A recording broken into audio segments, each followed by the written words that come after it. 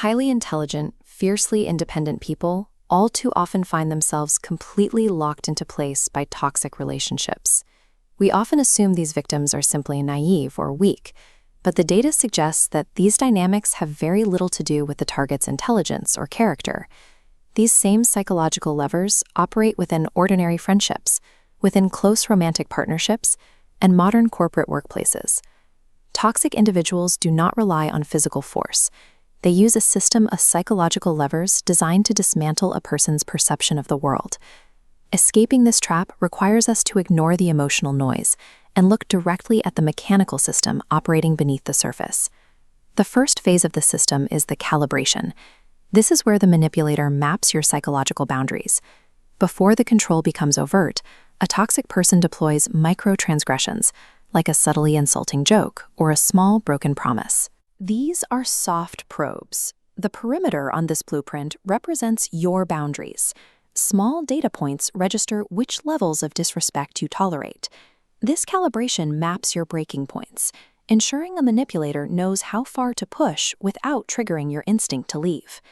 Once the boundaries are mapped, the controller pulls the second lever, reality distortion. This is clinically defined as gaslighting. This mechanic relies on three tactics: the denial of established facts, shifting blame onto the victim's reactions, and the injection of manufactured information.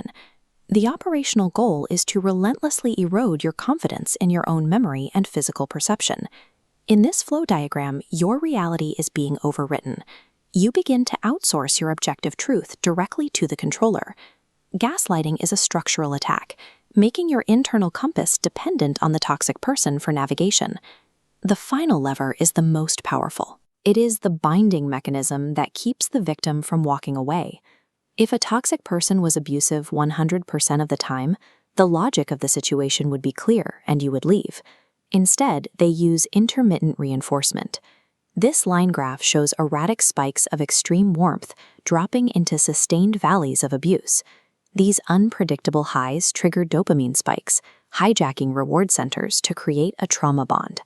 This biochemical addiction traps the victim in a repeating cycle. When you synthesize these three levers, the architecture of the trap becomes visible. You see an individual who is physically addicted to their controller and deeply doubts their own mind.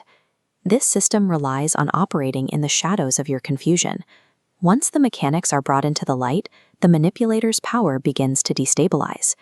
Naming these psychological tactics shifts the perspective. The manipulator's behavior is no longer an overwhelming emotional storm, but a predictable, rigid formula. Understanding the trick does not instantly erase the biochemical addiction, but it does neutralize the levers of control. It creates the necessary friction to stop the machine's momentum and allows you to stop doubting your perception. By identifying these mechanics, you begin to dismantle the machine. You take the first step toward reclaiming your reality and your mind.